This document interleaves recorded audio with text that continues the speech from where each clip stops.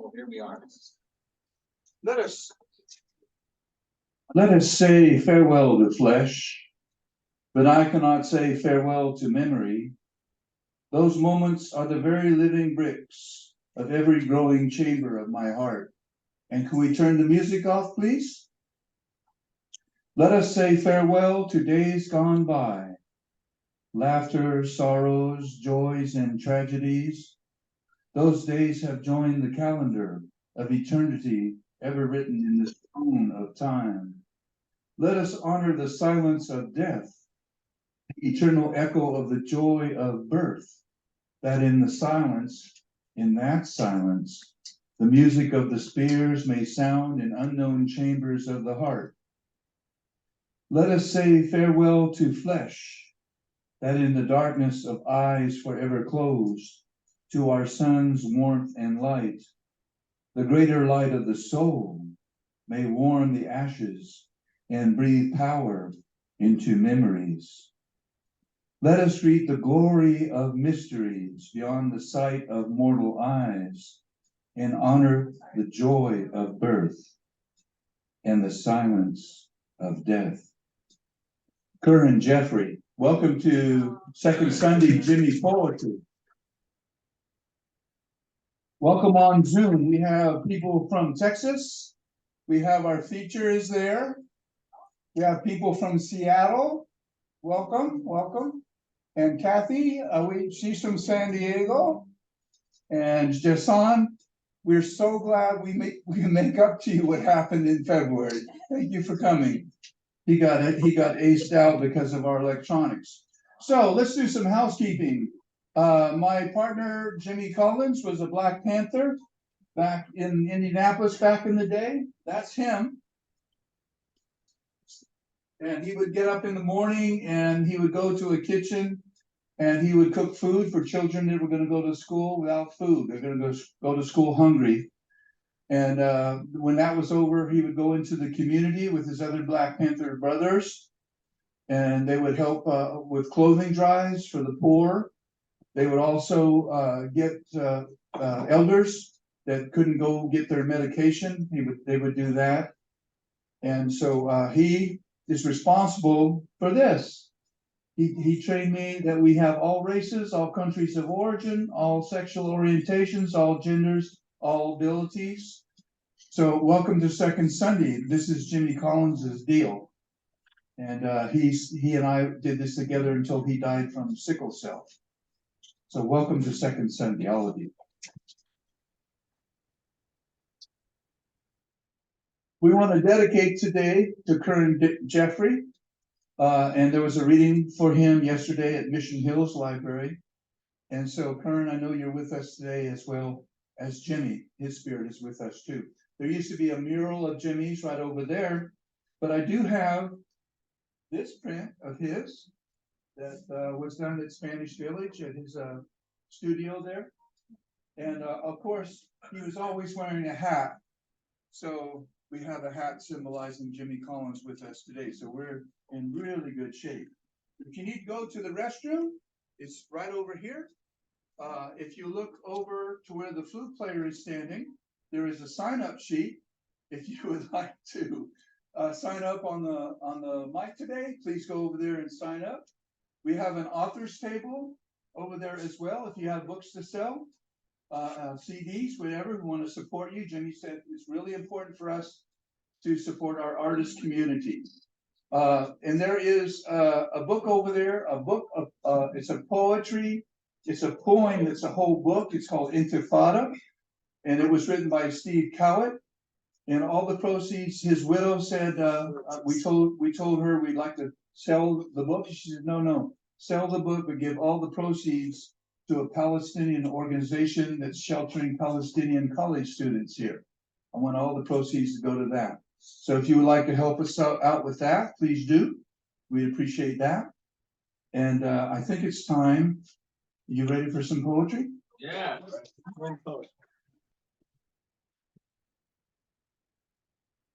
fix that cable. Someone's gonna trip over it, pull it that way or something. Someone's gonna fall. Where do I get up?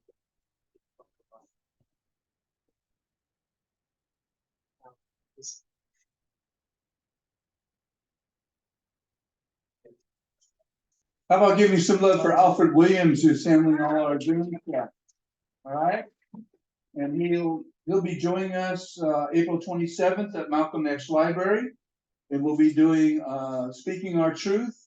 It'll be an afternoon from 3 o'clock to 5:30 at Malcolm X Library, and we're going to do voters registration, voter education, and blend that with poetry. We have 8 poets who are going to show up. And there'll be a lot of good energy there. How about we welcome, she plays the flute. She comes to my classes and writes incredible poetry. She also plays the keyboard. She is Anitra Carol Smith.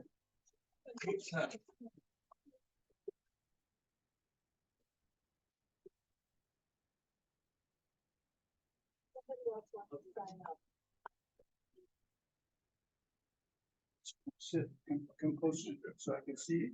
Okay. I heard you the first time. I only got one thing I can do at a time. I can't walk and chew gum. We'd be surprised. So each poet has 5 minutes or 2 points.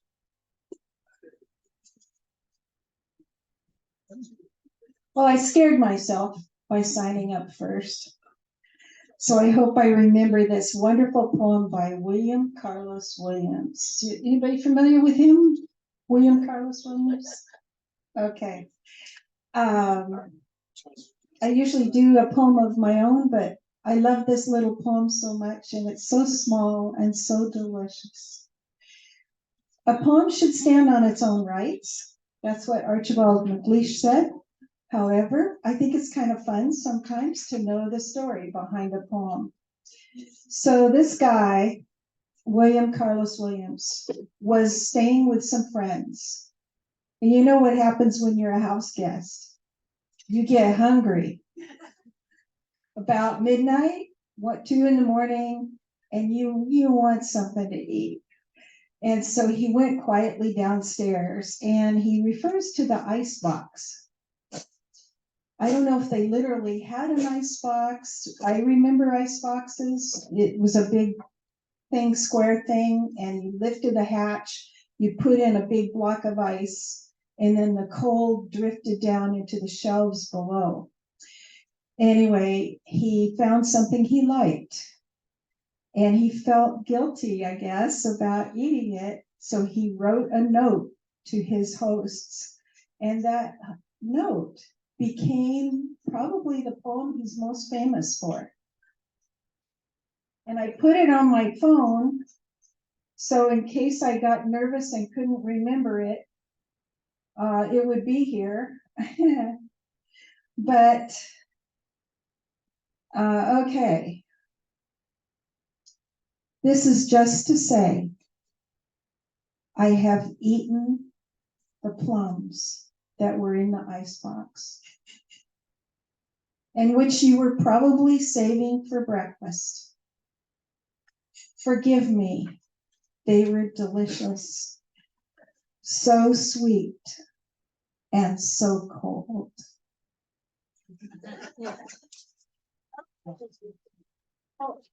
I did bring my flute, and if anybody would like a side of flute with their poem that they're reading, just ask me, free of charge.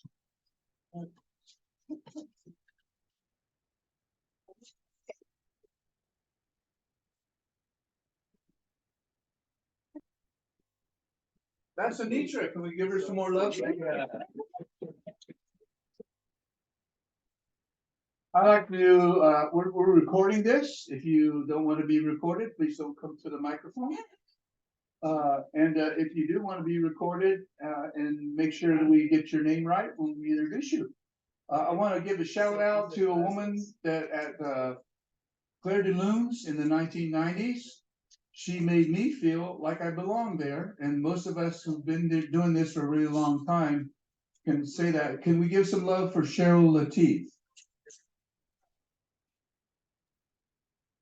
Thank you. Thank you so much. I am sorry I have not been here in a very long time. I've had a conflict schedule-wise. Hopefully I can do this more often again. So, I've missed seeing you, and of course, Jim is a special person in my life, and I don't get enough of him. So I have just one poem to share with you tonight. I guess it's not night yet. I don't usually write long poems, but this poem is kind of a long poem. It's entitled Absence Minded. As dawn seeps in to rouse me from my dreams, plaintive coos of mourning doves voice the ache in my heart.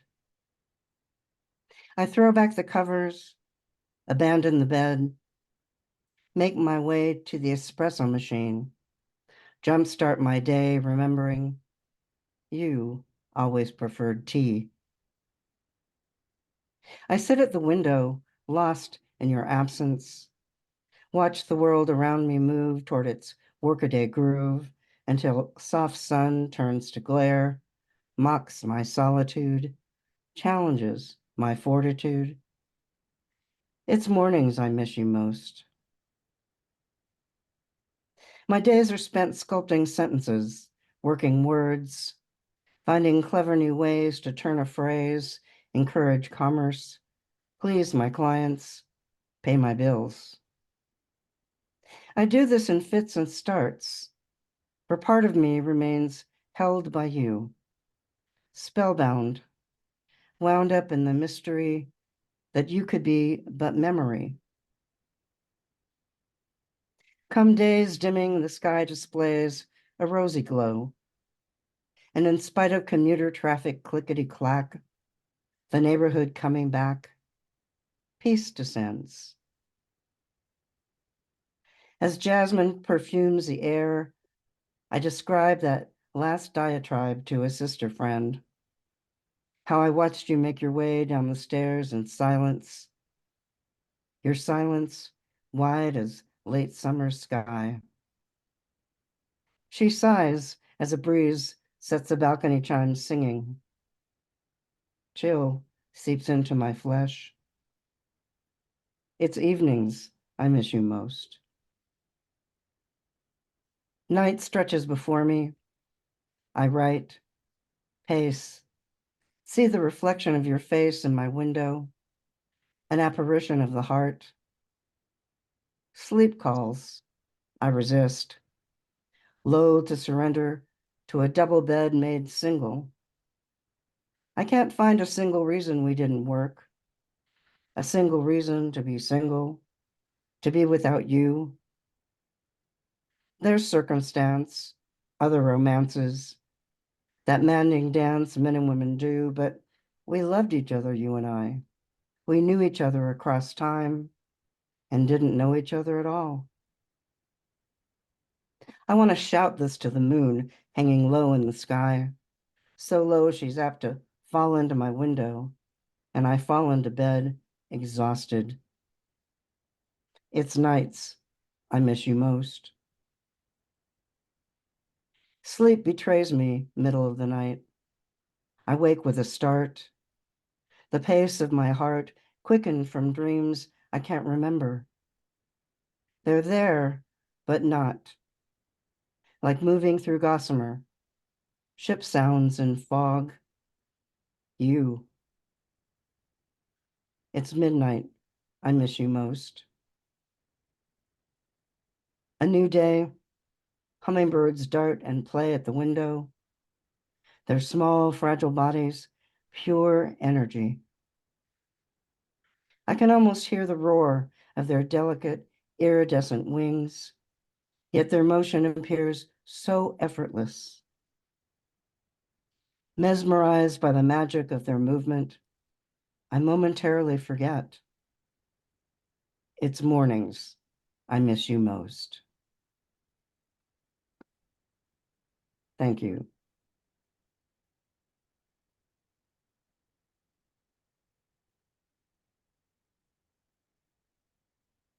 So I wanted to also give some love for Jahsun Edmonds. He's our feature today. Can we give Jahsun some love, please? He's in professor at Cal State Dominguez Hills. He's also a West African priest the last 18 years.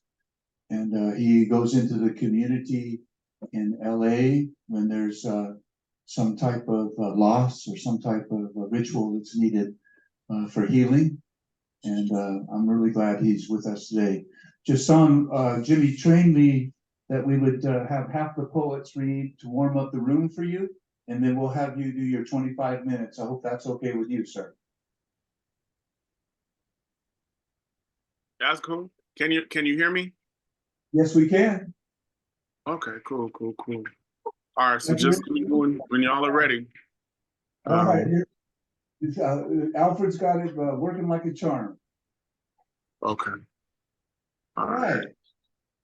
So this young man showed up when another reading, and he's in Waco, Texas. He's a professor at Baylor University, and he can read his poems in Spanish and English. This is Julio Cesar Aguilar. Can we give him some love, please? Thank you, Jim. As usual, I'm going to read two poems, one in Spanish and the other in English. Viva muerte. Avanza la noche, incierta, en los profundos cauces de la vigilia. La humedad de la lluvia hace bostezar al sueño y abre surcos en la memoria. Aquí todo empieza a dormir bajo el ramaje de esta inmensa hora, mientras en la sangre nuestra late la sustancia de la muerte. Living death. Uncertain, night makes its way along the deep course of wakefulness. Moisture from the rain makes sleep yawn and plows through memory. Here, all begins to drowse beneath the branches of this immense hour, while death's substance goes coursing through our veins. Entre la confusión de las sombras. Entre la confusión de las sombras, de este silencioso estar acordándose de lo que todavía duele, no alcanzo a percibir quién eres, ni a saber por qué no logro, ni decido, ni quiero tampoco abrir mi mano para decirte adiós. In the confusion of shadows. Copy J. In the confusion of shadows, in this silent state of remembering what still hurts, I do not manage to grasp who you are or know why I can't. I don't choose, nor do I want to open my hand to bid you farewell. Thank you.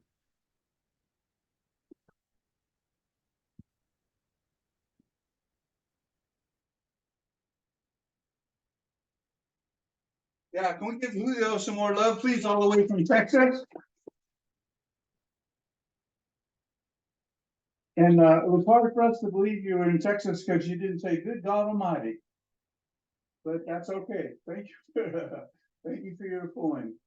I wanted to tell Kathy J that you're on the list, and because you wanted to read, so be patient with us.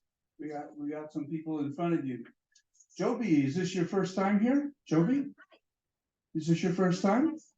This is her second time here. Let's give her a warm second Sunday appreciation. Joby Avonley.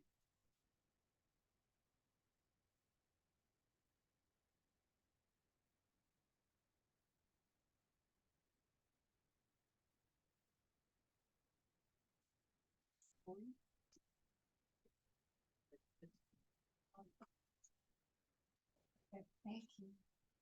I have two poems, and one I'll tell you a quick story about. The story is by Mel Halbach,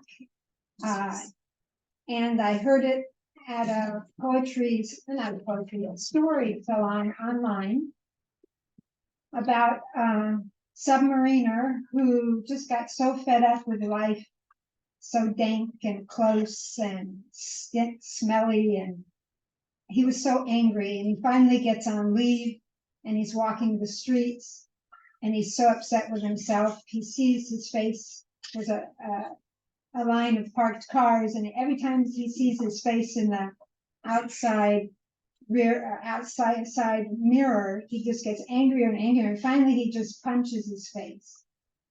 And that is the beginning of this. And this poem is a tritina, a very short form, so that's why I'm telling you the story to help you get into the poem. And I'm going to tell Anitra, who's on the flute here, when we're going to start. Got it. Coming to the surface, the submarine's belly inhumane. On leave, you punched your face in a mirror. The doctor bound your hand, rekindled your light. He cares about your light, its power over the inhumane. Your worth as a mirror unbreakable. You want that mirror as your eyes to reflect benign light. Unmask the inhumane. Go below. Light of mirror dissipates the inhumane.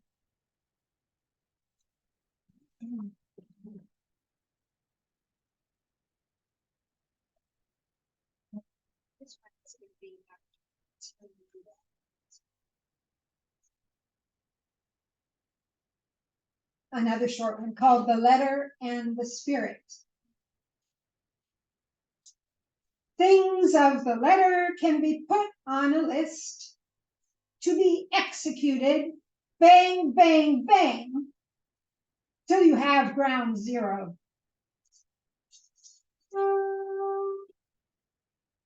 Items in the heart need spaces of thoroughly prepared soil, then tender planting, watering, patient cultivating, after waiting for growth, come fruits of the Spirit. Thank you, Anitra.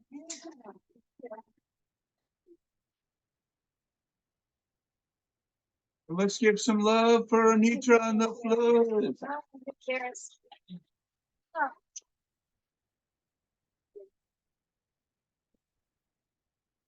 I like it when we have a grandma feature too. Or is it? Yeah, never mind. Quit while you're ahead. You're ahead. Okay, there you go. Joe Malash is someone that I've done a couple books with. I write better because of him. He's a Vietnam veteran, and he's going to be in the Speaking Our Truth 8-poet feature at Malcolm X Library. I do write better because of Joe, and he's a man that has a lot of integrity. He's a man that his wife had 20 years with cancer, and he stayed with her to the last breath.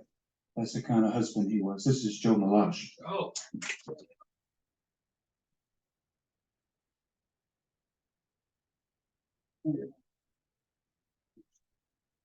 Thank you, Jim.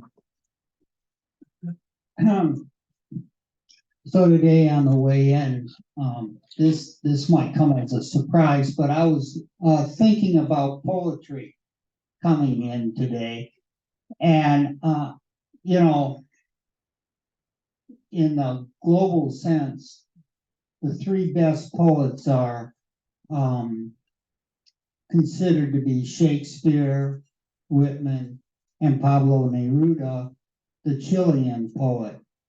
So my wife was a Mexican lady, and one day she says to me, "You write all these poems, you never write a love poem to me." So I said, "Okay." And I went to work, and about 6 months later, I came up with something I thought was okay. And I said, "Hey, Patsy, here's a love poem." And she looks at me and she says, "This is not a love poem." And I said, "Well, what do you think is a love poem?" Which I probably should have asked to begin with. So she goes in and comes out with Pablo Neruda's book, 20 Love Poems, which are like the best in the history of poets. And she opens it and she reads to me a love poem. And I said, "Well, you know, Patsy, that's the trouble with poets. Some are better than others." Thinking of T.S. Eliot.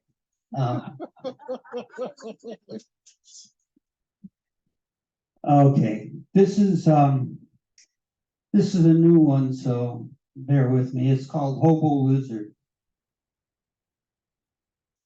Because loneliness is nothing but the start of a sadness we can hardly bear. I choke back the pain from the hard work of living and the lost experience of love. What good would it do to moan when neither angels nor men enter my room, and I sit at my desk looking out the door at the parked cars?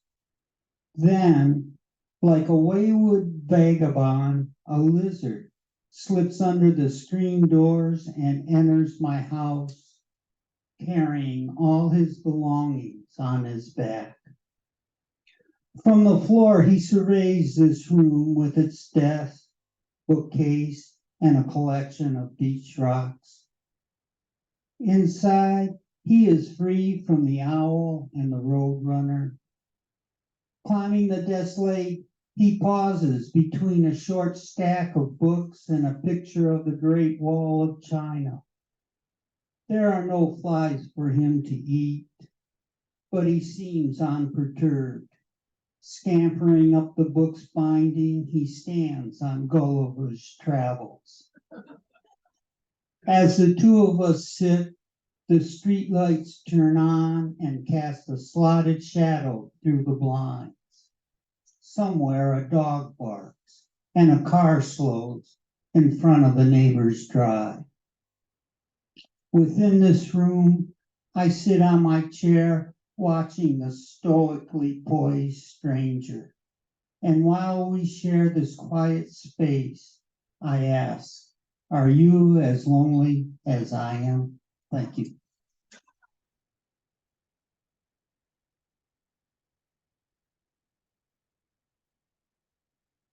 That's Joe Malash. Can we give him some more love, please? Meilon, could you start making your way to the stage, please? Because I want to say a few things about you while you're coming up here. This is Meilon Gittleson, and she was not a stranger to Steve Cowitt's classes. There's 4 of us that meet once a month again after a year layoff, and we call ourselves Steve's Survivors.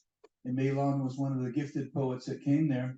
She's also getting a lot of work as a singer. And if you ever get a chance to go by her cottage in Del Mar, she's an amazing cook. And so this is Malon Gittleson.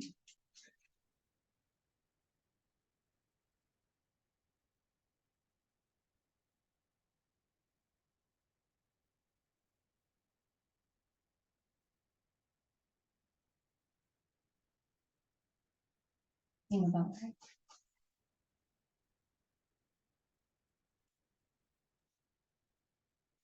Thank you, Jim. I've been reflecting, thinking about my sister lately. She just turned 96. And I'm so blessed to have her still with me. And I'm thinking about what it was like growing up in a family of mostly women, 5 girls. Marcella and I were the 2 youngest. And what I remember is Marcella teaching me how to roller skate. I'm sitting on the curb. She's pulling me to my feet. And as she's trying to skate away, I cannot let go of her arm. I'm hanging on desperately. And she's saying, let go, let go. Well, somehow I did learn to skate. And she's the one who actually kind of raised me. She was supposed to pick me up at kindergarten. And I still remember the day she forgot. And the teacher is playing Old MacDonald Had a Farm over and over and over. And through the windows, I see the light is going away. Poor woman. I don't know what I'd do if that had happened in my classroom because I taught elementary as well. But that's Marcella. So I want to sing a song for her today. It's called Ah, My Sister. Hold on a sec.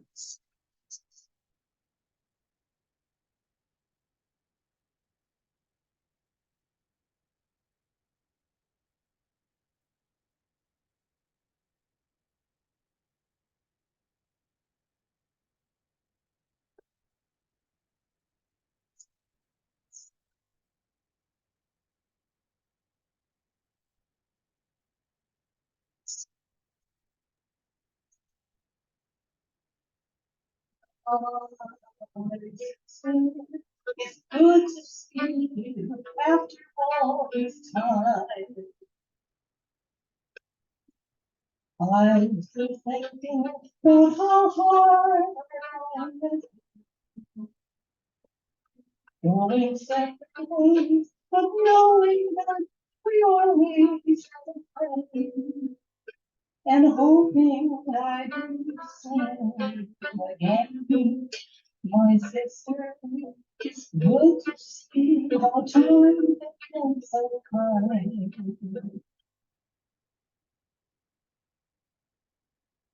When I thought I'd never hear from you, finally you're just knocking on my door. I'm a drifter who's better than all the past been by.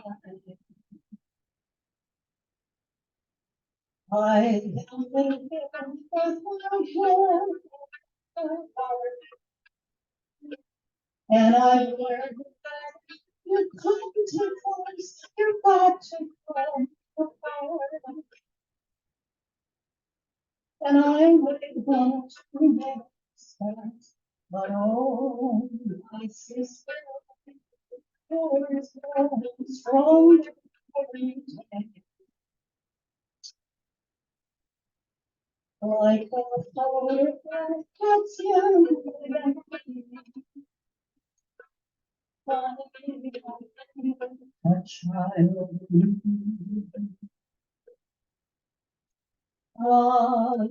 It's good to see you after all this time.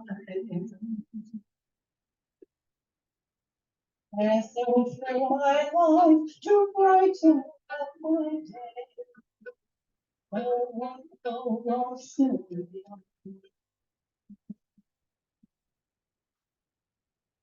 It's no matter how we try to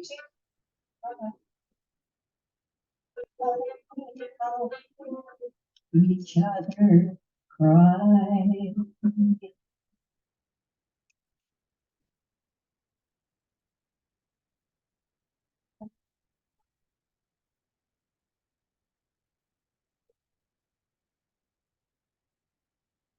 Elon Gilson. Or not.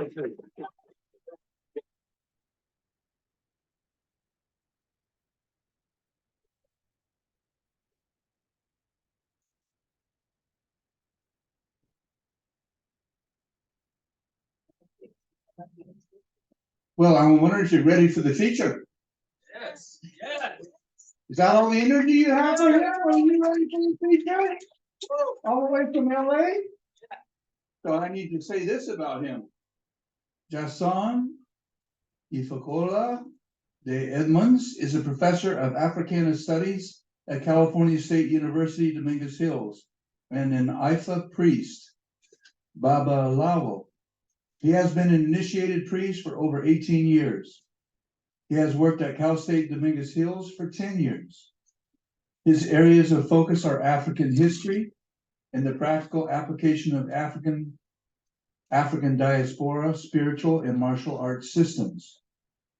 Most recently, Baba Jahsun was installed as the Oluo chief priest of Eden Ka Ifa Temple, where he works to help the South Central Los Angeles community through healing rituals, Igbo, and spiritual remedies.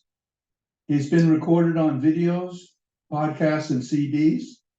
His poetry is published in Southeast Poet Laureate, African Voices, Taco Shop Poets Anthology, San Diego Writers Weekly, Exploded Views, and others.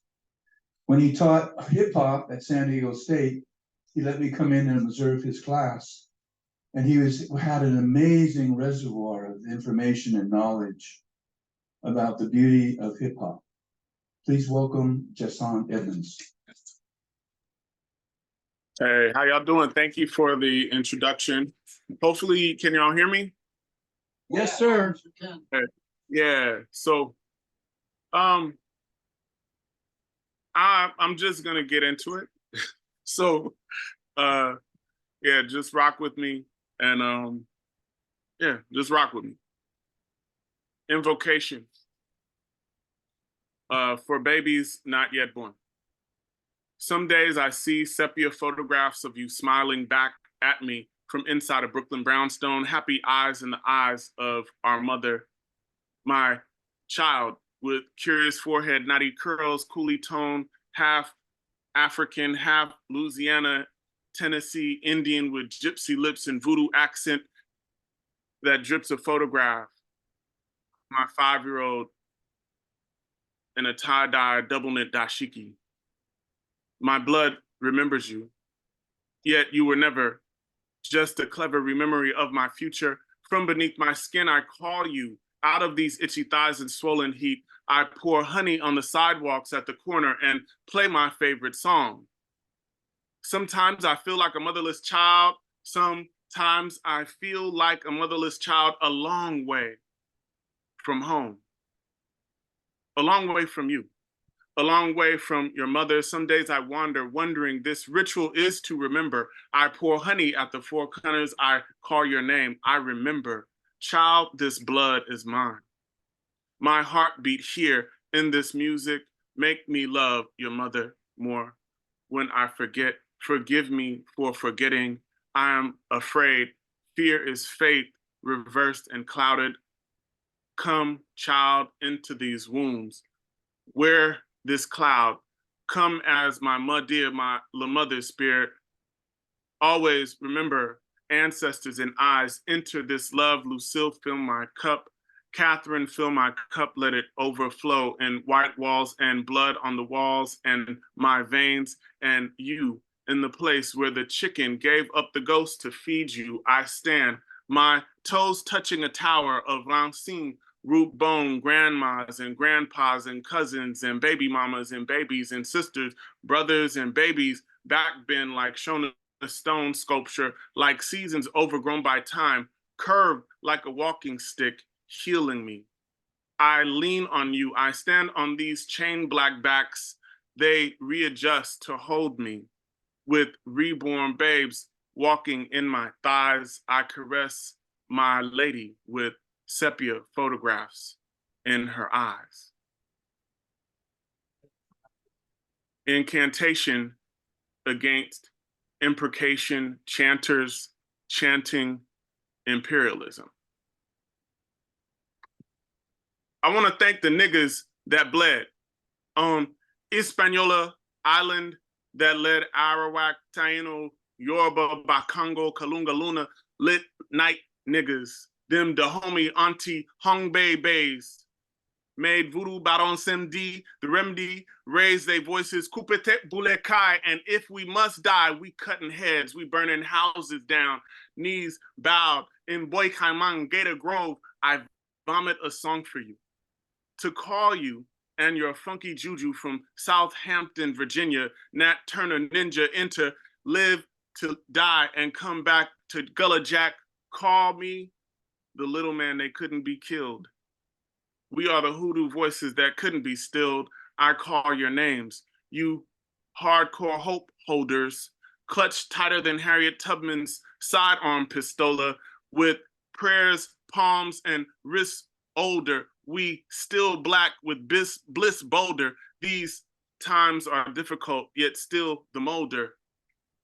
This is an esoteric AR-15, a conjure against colonialist dreams, reminiscing of the days when we made hush puppies to bribe hounds as we made our escape through Everglades. This is pennyroyal rubbed on pregnant bellies of African enslaved. These are fresh poke roots on pork chops, fed to master from bed cots. I thank you. First, giving honor to Ogun, I begin this ceremony with the DNA, because everything is born in blood. Stitches get stitches, but now they get commendations and cushy just jobs. Funny how these times they seem odd. Eric Holder worships God in the form of William O'Neill. And COVID-19 dressed to kill, especially Black and brown poor who failed to heal. I say everything's born in blood, whether blood we bleed or blood that's bought. Perhaps these times are not as poetic as we thought. But I want to thank you. Thank you, Ethiopian Negus, Emperor Menelik II, the Amhara, the Battle of Adwa, Kush, Nation, Kandase, Rasta, Pasta, Panther. Gotta chant ya when I wasn't ready, but I got spaghetti mixed with fit and tibs and pison heads and pikes and Kibernegis niggas with their own Bible, biblical blood, Solomon, Solomonic rhyme and line. I call y'all out of this pale gray clouds and dashiki shrouds, out of our collective granddaddy sweat and boot sole and 40 acres stole. I call you to give us inspiration for a new world. An artful incantation against imprecation chanters. We need a smile and a new sense of style and imagination, more than just to be free. We need some Pan-African technology, not no virtual Wakanda dream or fictitious world scene. We need something dust and sand and breeze that we can feel. We need something real. Give us something dookie, something that stank so we can't ignore it. Something in our blood paid for us to live for it, something obtuse, like a flaming noose, a burning noose, a good noose, no matter whose it is. Give us martyrs and marigolds beyond our pain. Give us new names. Lead us back to our action, for the struggle is not in vain. Black, our struggle, our focus, and our passion for this struggle is not in vain.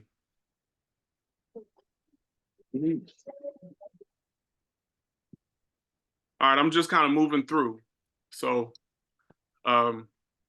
just let me know if you want me to stop. But This is the one essential. I wrote this recently for a podcast introduction for my big bro, Anthony Thomas. He has an incredible podcast out called A Long Way from the Block. And we did a tribute to John Coltrane. So this is another tribute to John Coltrane. And if you know anything about his music, what he often talked about was the search for the one essential. So it begins with a quote. There are some things that I know, devices I know, harmonic devices that will take me out of the ordinary path if I use these. But I haven't played them enough and I don't know them enough to take one single line through them. So I play all of them, the one essential. Something out of a Carolina Conjure blues tone. The way the muse moves the moon, the way the sun shines at noon, like four rakats, face pressed to the floor, the hor, the equinox on September 23rd, as if the yard bird heard the wail of your mother birthing in tune, and imprinted a pentatonic scale that cracked earth, seismic reverberations, reverberation from her womb. Tenor hands, tenor man playing, clasp hands, grasping keynotes, praying, adjust the neck like a codec to convert a concept into the pure, perfect, pure, pristine elect. The bell of the sax made a rebel tone terrain, sprayed a parallax to bombard bliss through the horn, sheets of sound on sheet music over downbeat acoustic, mystic madman music, train nibbles on the reed like a chew stick. It's not just music. It's the impression meshing with meditations presented in how you introduced it. 2. Tuned to B flat. Angry tenor man, they say. Coal black winter in the center of Sudan. Train play. Then train say, I'm not angry. I'm trying so many things at one time in pursuit of the sublime, the one truth divine, meaning mind-changing paradigms, arranging frames, disobeying form, and magical ecclesiastical cuneiform, blown from a horn. Sound like a Mack truck coming right at you, like a million buckshot blasting through, like penetrating a blossom of a carnation, the insemination of the ovum woven into a double helix chromosome, hi-fi tone, metronome, the expression of it all, the one, all in one, all at once. Then that U-shaped bow, bent and bridged, unhinged, unbridled expression, past life regression, poised to possess rap poets of today. The signature from your ligature, lyrical, say, we do thee, we do thee. Once we have the knowledge of our people, and no devil can ever enter the boundary. The boundary. U train, the lyrical, blue train, quatrain, spherical, the majestic miracle, music, pondering the quintessential essential, music, exploring the purest potential, trying to get to the one essential.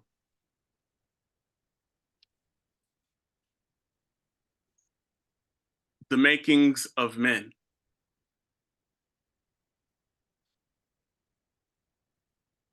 Da-dee-da, da-dee-da, da-dee-da, da-dee-da. Monk's piano sings a blues song.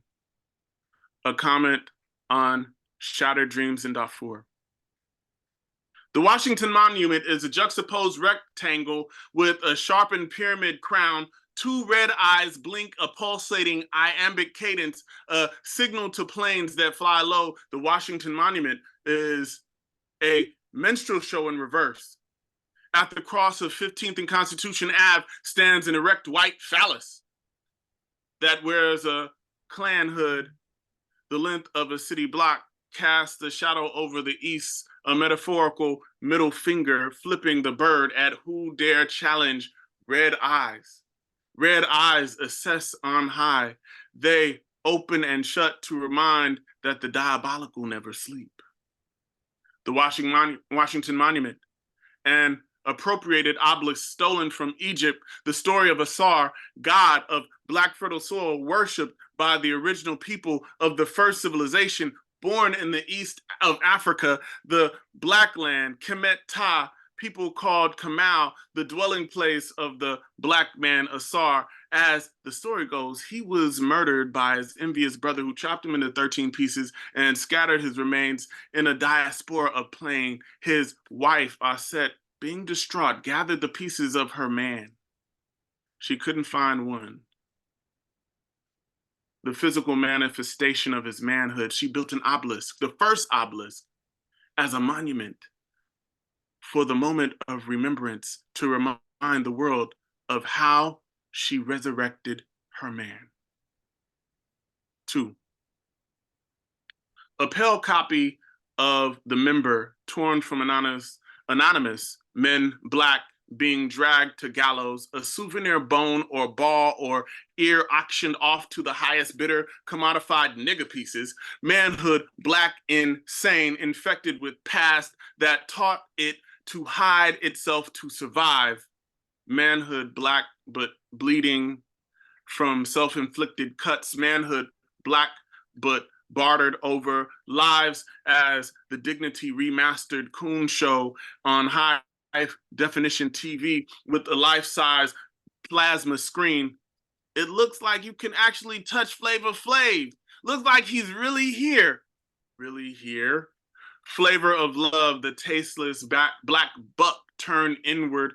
Don't just fuck white broads. He fucks himself for laughs and loot and lament as the world gasps and chuckles when the applause sign appears. 3.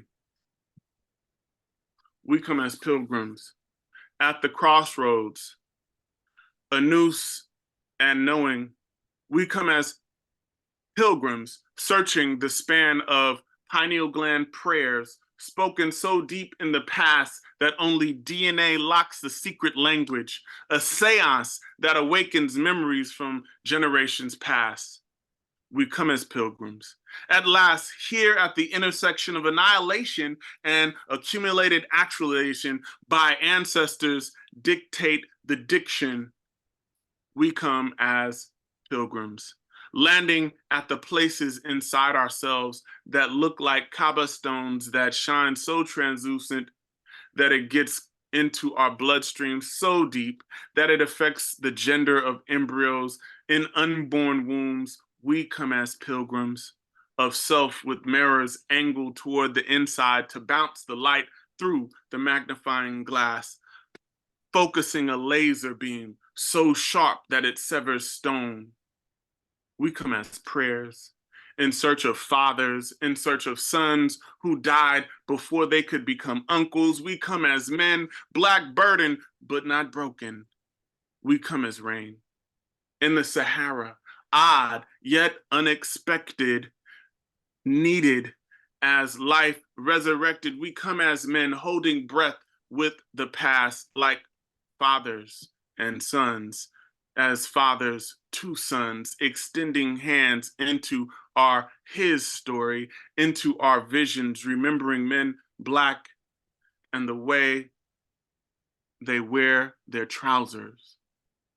We come as pilgrims, our faces looking up at monuments, realizing we in awe of monuments, realizing the we, realizing we.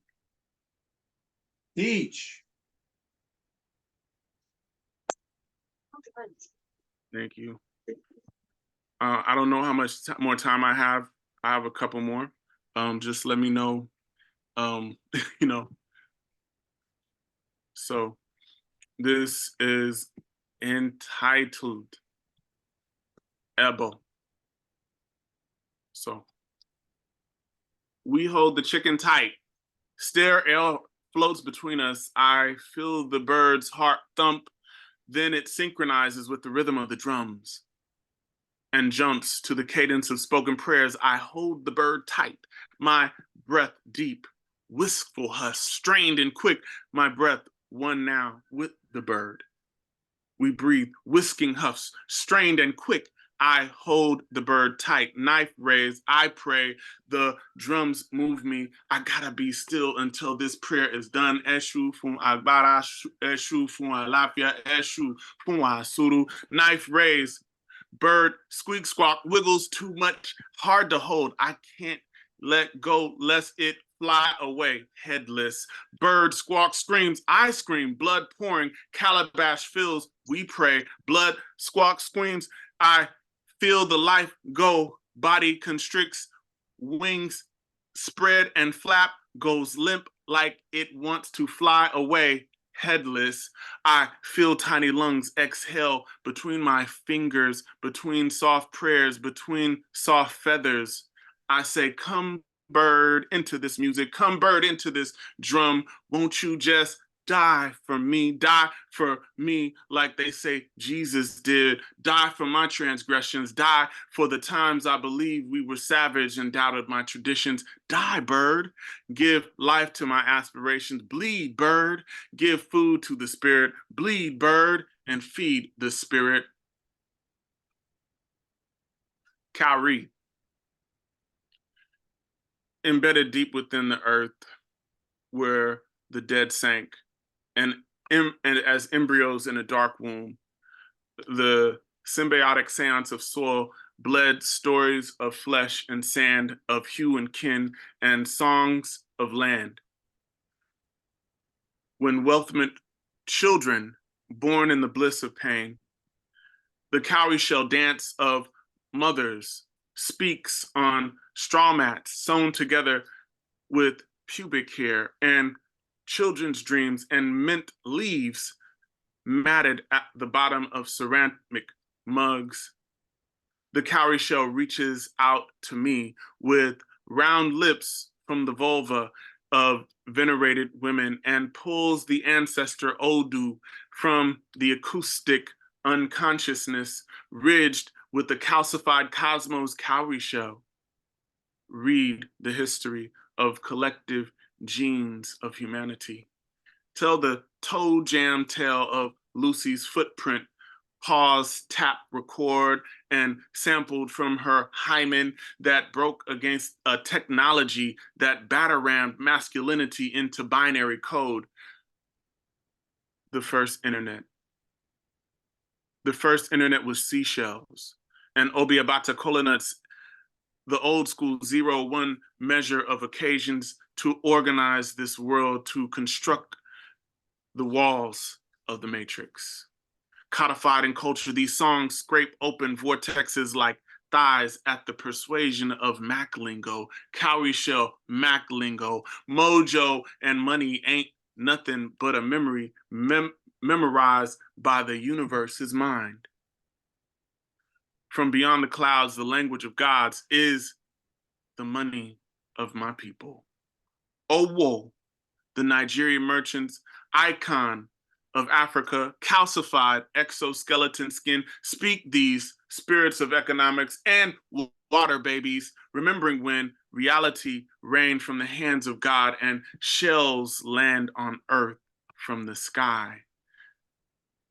Deep within the earth and sand, these shells are the rain from the seat of God's hands.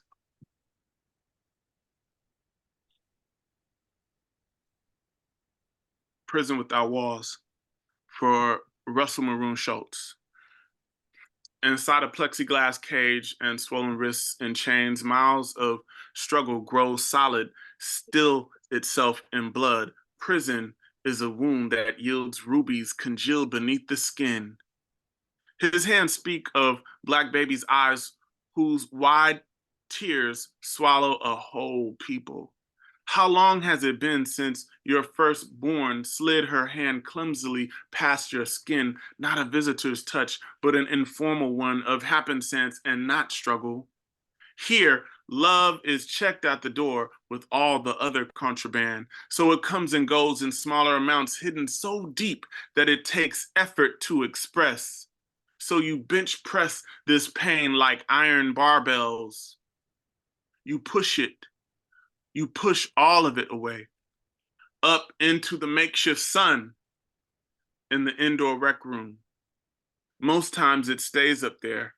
Some days the weight is too much. So you sit in the visiting room behind a plexiglass wall. You speak about this world to your comrades.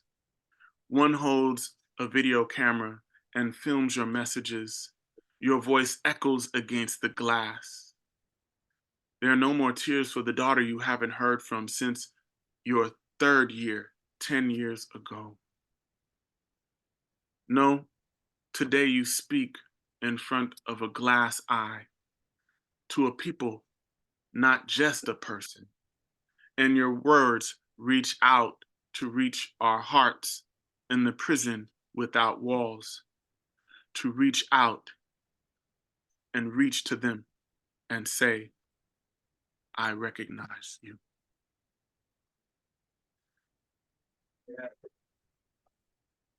Jahsun Edmonds from Los Angeles. All right. That was, Thank you. now everybody knows why we wanted you to be here for Black History Month, and we're glad you're here for National Poetry Month, my brother. How can they get a hold of you if they want to talk with you or email you or something like that? What's the best way to do that, please? Because we're being recorded right now, and this will be on the internet in a couple of days. Okay. Website is www.idinkaifample.com. www.idinkaifatemple.com. That's the website. If you want to, if you want to communicate me with, you can communicate with me there or on Instagram with the same information, or that's the best place to reach out. Can we give him some more love, please? Jahsun Edmonds. Thank you all. Thank you very much for coming. We were pulling our hair out in February. We could not make this thing work, and it means a lot to us to make this up to you and have you featured today. Thank you very much for coming.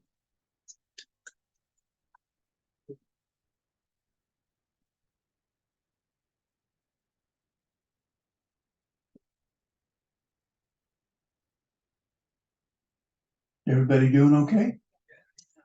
Mark, you ready?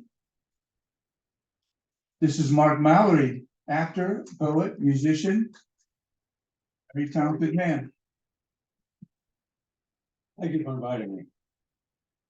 Okay, I'll go on, huh? Okay, to my embarrassment, I can't remember who wrote this, but no matter, because this is a poem that we all know. The owl and the pussycat went to sea in a beautiful pea green boat. They took some honey and plenty of money wrapped up in a 5-pound note. The owl looked up at the stars above and sang to a small guitar. Oh, lovely pussy, oh, pussy, my love, what a lovely pussy you are. You are. What a lovely pussy you are. Pussy said to the owl, you elegant fowl, how charmingly sweet you sing. Oh, let us be married, too long we've tarried, but what shall we do for a ring? So they sailed away for a year and a day to the land where the bong tree grows. And there in the wood, a piggy-wig stood with a ring at the end of his nose, a ring at the end of his nose. Dear pig, are you willing to sell for 1 shilling your ring? Said the piggy, I will. So they took it away and were married next day by the turkey who lives on the hill. They dined on mince and slices of quince, which they ate with a russet spoon, and hand in hand by the edge of the sand, they danced by the light of the moon, the moon, the moon. They danced by the light of the moon.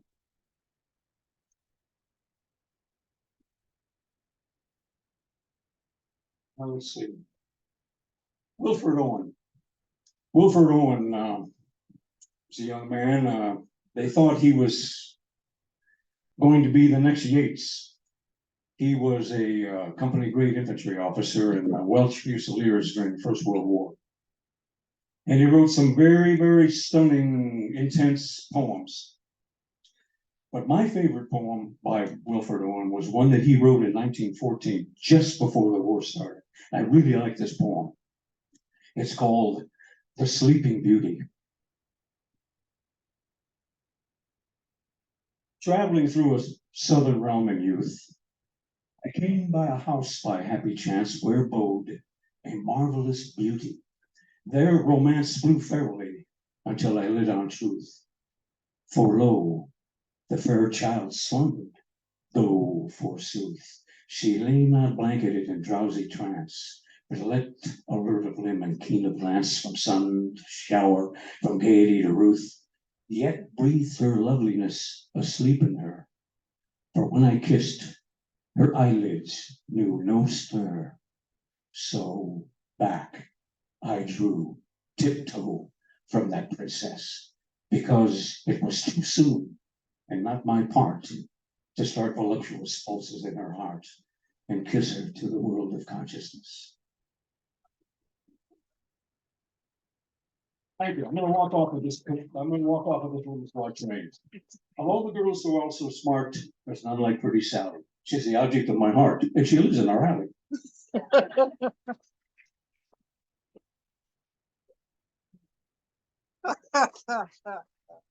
Thank you, Mark. Welcome home, brother. Thank you for your service, man. Beautiful. All right. Well, Janice Alper's here. She shows up at my poetry classes. She gives loving feedback to people about their poetry. She has a wonderful book.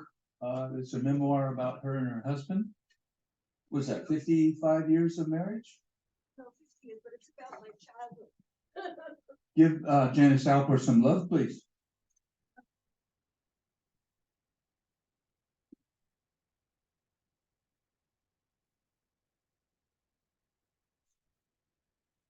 About my childhood. I just got a review of the book. It's called Sitting on the Stoop. A Girl Grows in Brooklyn, 1944 to 1947, 57. I was born in 1940, so it's a little dated. Anyway, if you think it's not intimidating to be in a room with your teachers and your mentors, believe it.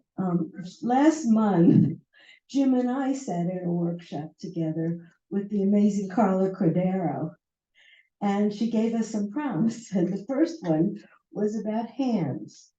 And so this is what came out. Sorry, hands. My child-sized hands grip yours in greeting, or with an open palm, bang on the table. Unlike my mother's hands that scrubbed away dreams, added up columns of numbers, pointed a finger in my face. These hands apologize to my children who I didn't hug enough. Sometimes I clench my hands with grief, regret, frustration, thump on the wall to crack the deafening silence. I shake them loose. Loneliness, anger, fade, and I'm reminded of warm caresses, fingers entwined, and my heart melts like an ice cream cone grasped in the palm of my hands. Thank you. Right, once in a while, I learn to write political poetry from Jim. This is sort of. It's called Circus. The donkey elephant parade circles the center ring. Up on the flying trapeze, two old men do their thing. One has been around the block, stuttered his way to the top. The other kicked away the net, scrambles to get up there too. Clowns spill out of a crowded car, tumble and joke, gesture in mock despair. Two divas ride horseback, try to tame the rampant testosterone in the air. The ringmaster cracks his whip, calls attention to the show as loudmouth boys and girls on stilts come and go, totter on promises they can't keep, while gate crashers fall asleep outside the tents. Spectators ignore them, turn their gaze to tigers let loose from a cage, with bated breath await the next stunt on the circus stage. At last, the fat lady comes out to sing. The show's over, at least for now. In 4 more years, a new circus will come to town. Thank you very much.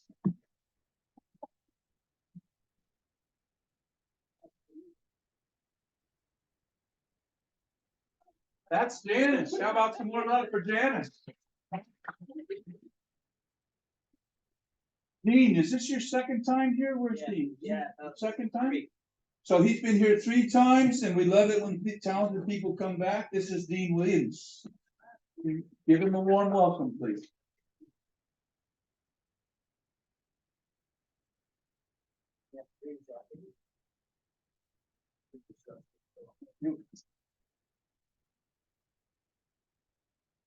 Testy, testy.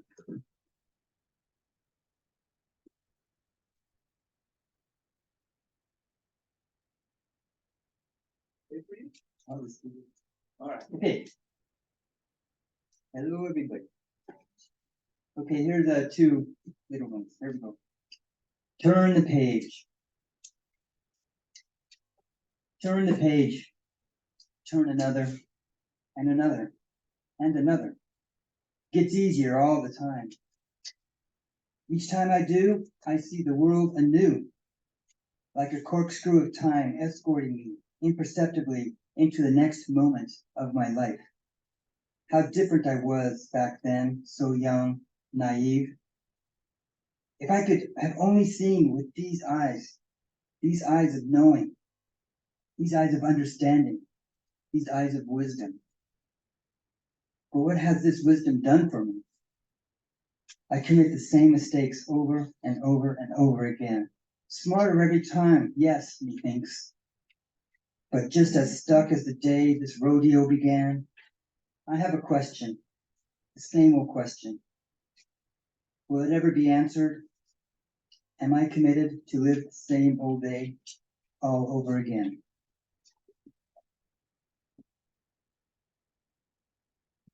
Searching. I've been searching the world, looking here, looking there. What I do not see is what I cannot find. But today I looked a different way, like a blind man would, who was searching the world too. I closed my eyes and waited. The world looks different when you cannot see. I am no longer distracted by the shiny things in life. Growing awareness of my heartbeat, I began to feel like I was coming home to a long lost friend. Beauty more beautiful than I have ever seen. The me, who I buried one compromise at a time, emerges. A distant growing scream, louder, clearer than a passing locomotive, whispered, "Welcome home."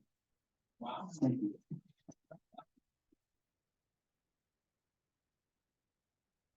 Thank you, Dean. We know we have some people that came to hear Jahsun, and if you would like to read today, please let Alfred know in the chat room, and he'll give me your name, and we can get you on the microphone. A poet has 2 poems or 5 minutes, and musicians have 2 songs or 10 minutes. So if you would also like to read today, please let Alfred know on the chat, and we'll keep going. Christner's Nelson just him and Jack Benny just turned 39 years old, and so we want to wish him a late happy birthday. We're going to probably do something about that in May. And I just love this man's reading voice. This is Chris Ernest Nelson.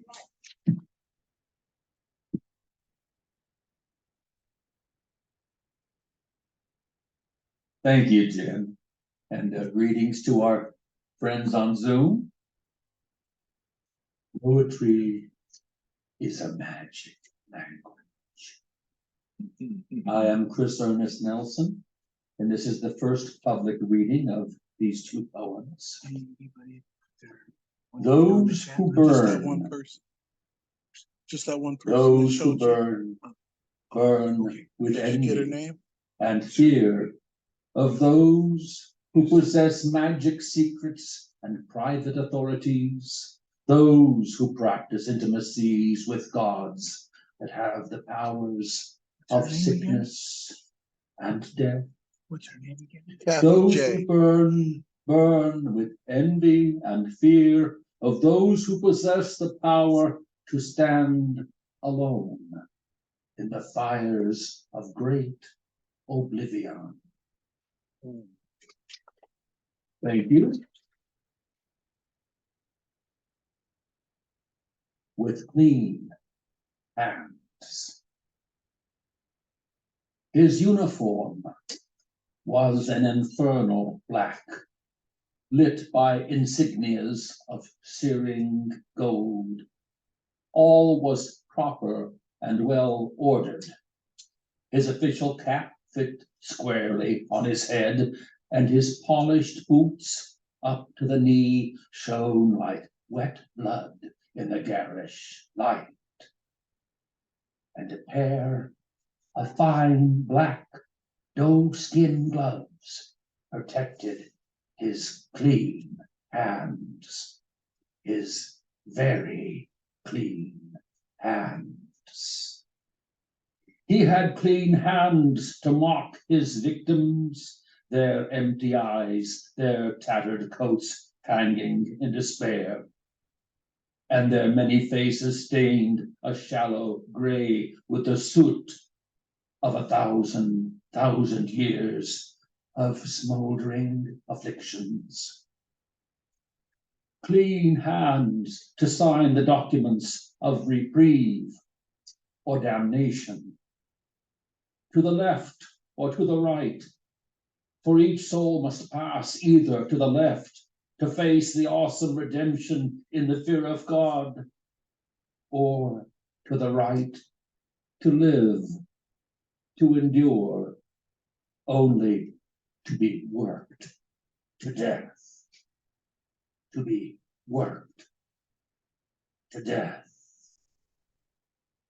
At last, with a crowd of numb witnesses standing shoulder to shoulder with all eyes fixed blindly on an impossible future, there, in a secret shadow, unseen by the man in black, one of the hapless congregation, an ancient, frail man, carefully lifts a fallen comrade from the cold, wet ground with his bare and dirty hands. With dirty hands. Thank you very much for listening.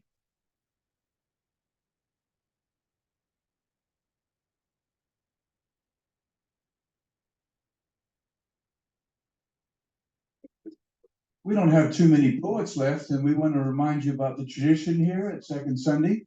If you would like to approach one of the poets and talk to them about their inspirations or their influences, or you want to get another cup of coffee, we just do that. We're here till 5:30.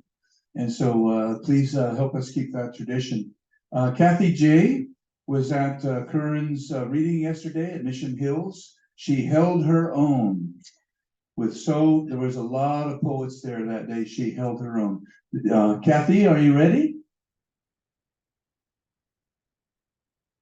Yes. I'd This like is to read. Kathy. Thank you. I'd like to read Inside Me as a Tango Dancer, and this was also published in the San Diego Poetry Annual this year, page 310. Beautiful tango, take me by the hand.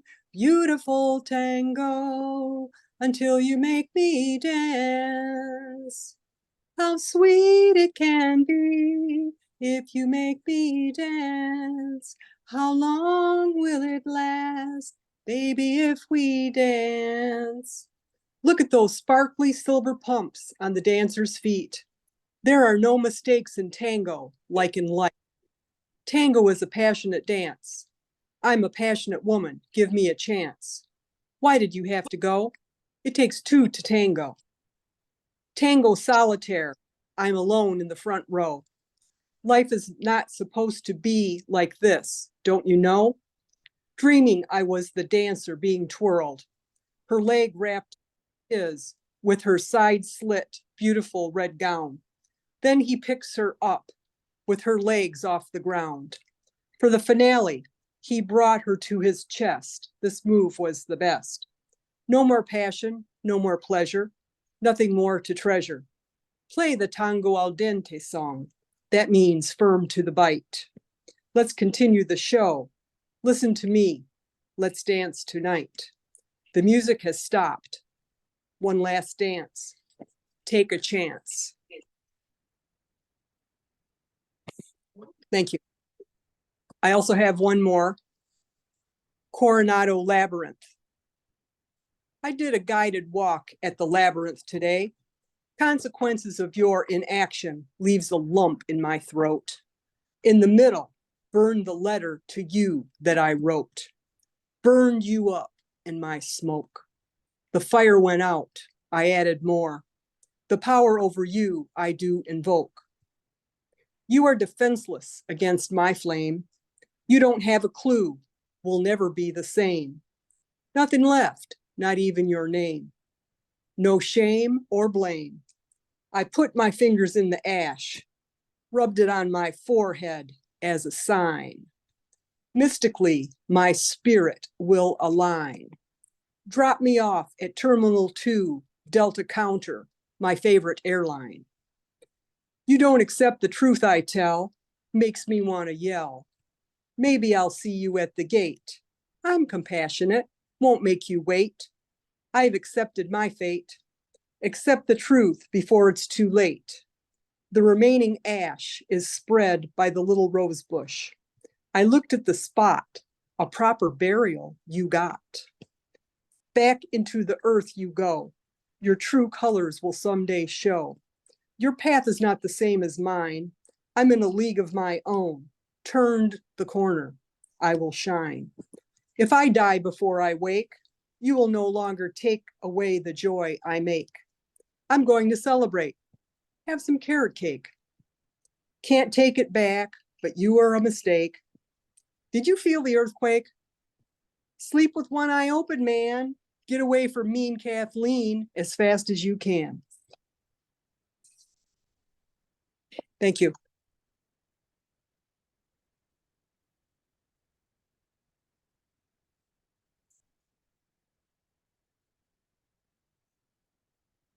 Right, do we have that kind of cake here?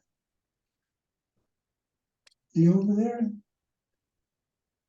If you go on to YouTube and you do a search for Amiri Baraka, you're gonna find a poem that he starts the poem with doo-da, doo-da. And remember when he did that riff before he read that one poem? I went right back to Amiri.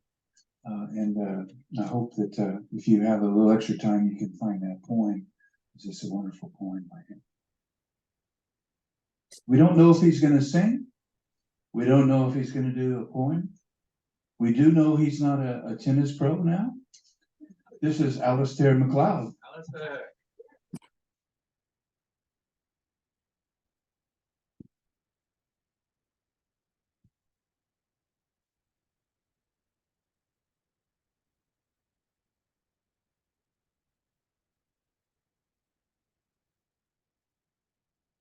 Poetry, my friends, is the heartbreaking.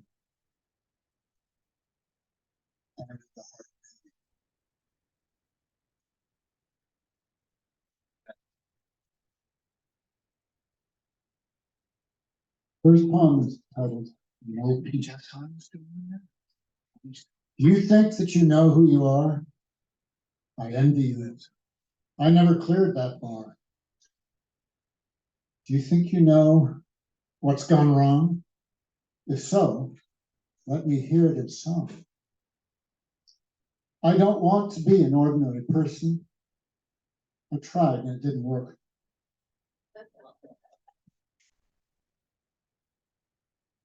Go with the flow, they tell me. I wish I could, but I'm like a gravid salmon, making her frothy way upstream.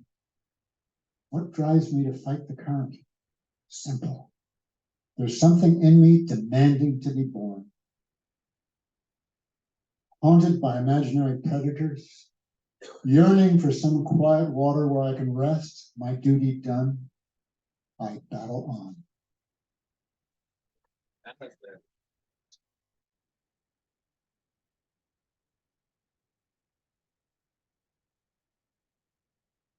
This poem is titled, It's a 21st Century Pox.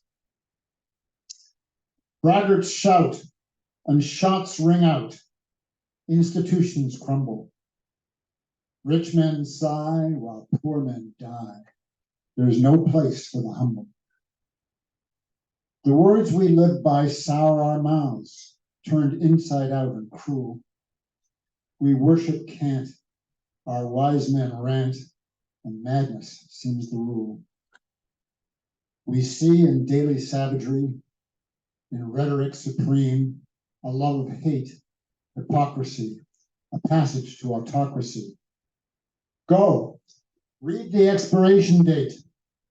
Our romance with democracy dissolves unkind in a corporate dream.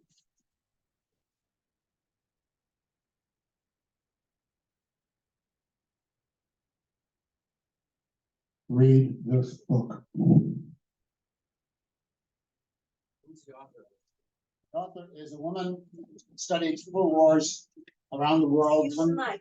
Oh, sorry. The author is a woman who, she's a professor at UCSD. She's spent the last 30 years studying civil wars. As a political science, not, this is an extraordinarily well-written, informative book about how things fall apart. Her name is Barbara Walter. Is that the Barbara Walter from the TV? No, it is not. It is not no. No, She had an S on it. Good job, Yeah. thank you. All right. Now, That's a good memory. if we got lots of time, I could sing a song, but I don't know if I should. 5 minutes. 5 minutes. There you go. Watch your step, watch your step. Alistair, watch your step. If we lived in a world without tears, how would bruises find the face to lie upon? How would scars find skin to etch themselves into? How would broken find the bone? If we lived in a world without tears, how would heartbeats know when to stop? How would blood know which body to flow outside of? How would bullets find the guns? If we lived in a world without tears, how would misery know which back door to walk through? How would trouble know which mind to live inside of? How would sorrow find a home? If we lived in a world without tears, how would bruises find the face to lie upon? How would scars find skin to etch themselves into? How would broken find the bones? How would broken find the bones?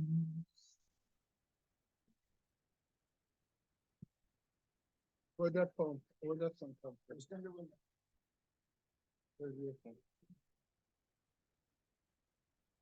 Well, we're down to our last poet, and I know her show on KNSJ, the Network of Social Justice, called Electric Picnic. She's always looking for poets that would like to be interviewed and read your poems on her show.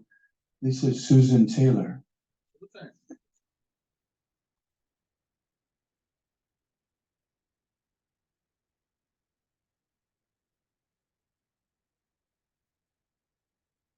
Who started to say something about grandmas. So I just found out this week I'm going to be a grandma for the 8th time. Congratulations. So that's pretty exciting. I have 2 children. Also, I'm looking at a lot of grandmas out here who people I think are probably grandmas. It looks like we all found the same website that said pixie haircuts for women over 60. One more thing about grandmas. One happy morning, I looked down at my cute little dog in his fluffy dog bag. My dog is named Duffy. And he was sleeping under my bathrobe, which I had put over him when I went to bed. And when I was making my coffee, I just had to jot this down on a napkin. Roll out the dog, Grandma needs her bathrobe. And he just licked right up. But today I didn't feel that happy drinking my coffee with the events of yesterday and all the events threatening world peace. So I wrote this. Some fell dead from fear. Some fell dead from hunger or bullets or all of the above. Sadly, my morning coffee writing. Pity me, I don't feel like eating. And then another poem, a little bit too small in my book, so I checked it out. I go to a poetry workshop class at Oasis over in Grossmont Center, and the teacher is Soretta Martin. Some of you might know her. Yes. So every week she gives us a fantastic poet to read, and then she will insert some prompts based on that poem, and it's our homework if we choose to write to the prompt or not. But one prompt was when I was ... years old. So this is my poem from that prompt. Then and after then. On my 14th birthday, I got my first period. Susan became a woman today, my mother told Dad, who sat next to me at dinner, not looking at me or knowing what to say. When I was 26, a nice Korean woman handed me my baby daughter. I had to explain her Mongolian birthmark to every babysitter. When I was 40, I taught 7th grade English at Roosevelt Junior High. The students from Mexico stood at the classroom door, so respectful, and they shyly asked to come in. Maestra? When I was 60, I stared straight up at the statue of David, his penis extravagantly formed. When I was 73, I moved to a house that changed my life. Its colors are cream and yellow, metaphors for the buttery doves that fly open my front door.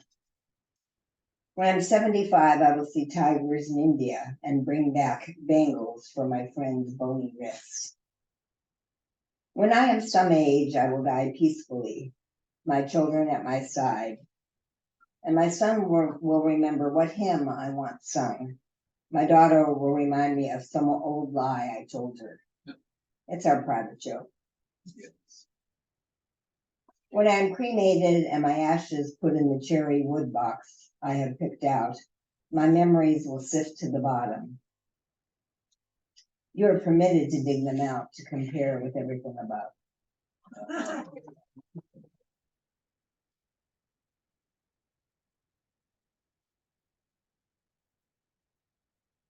Thank you, so.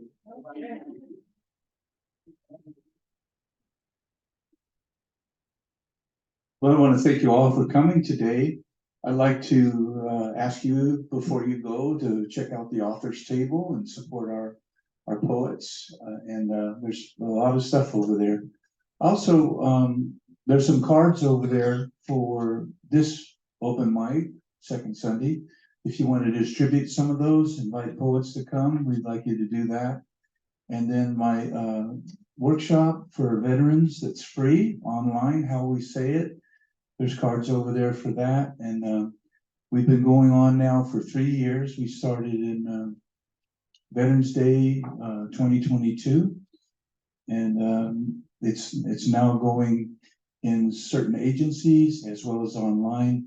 I don't charge my fellow veterans, it's all free. We see poetry film clips, we have poetry prompts, we write, and then we read our writing. So take some of those cards, if you know a veteran, pass it on. And this is a poem I wrote in one of those workshops, because I write in community. And when you write in community, you're safer than when you're at home writing in solitude, because we have a container of respect. We have the fact that we're all veterans writing together. So there's a lot of respect going on in those workshops. So that writing in community is really an important part for me. And the day after I wrote it at 4:42 in the morning, the epigram woke me up. And I said to the epigram, I don't want to write, I'm sleepy. And the epigram kept going on and on. So I wrote it down, and then the dream said, you need to rewrite those last few lines. And here they are. So then okay. So I wrote that down. And so now, if you don't like this poem, it's the dream's fault. This is called Sailing in Safe Waters. I'm a Navy veteran. The light of the San Diego Poetry Annual is like the light of the first kiss of dawn, moving us away from darkness.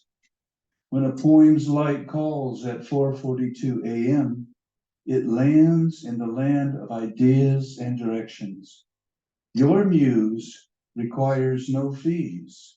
She only asks that you pay attention. In that manner, you find your America in a dream. And here's the poem. Joe has a poem in the San Diego Poetry Annual that starts with a crevasse. And I really like that poem that Joe Melange wrote. And so I wanted to see what I would do with crevasse, because a lot of times when you think about a crevasse, it's on a glacier. And it's very deep. It's a gap that's very, very deep. So thank you for the inspiration, Joe.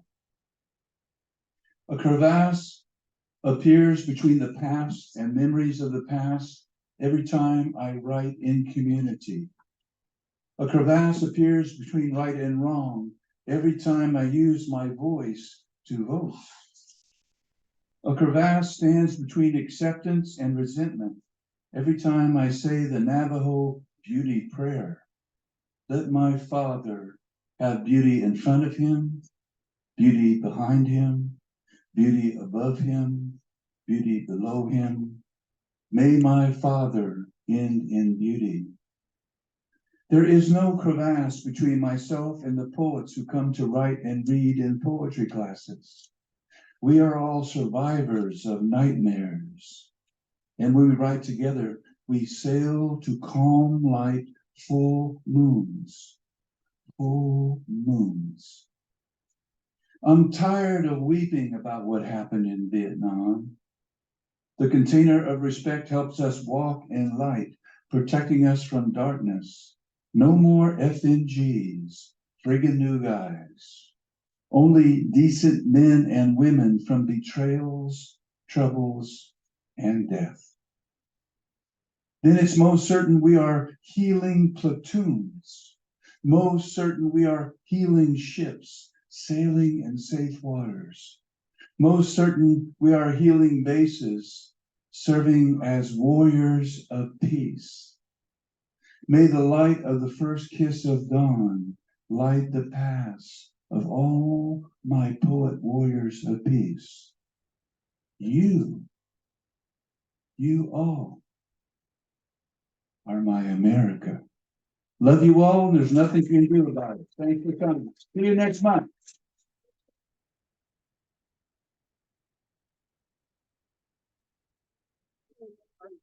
What's the name of our teacher today? Jahsun Edmonds. Jahsun Edmonds. I want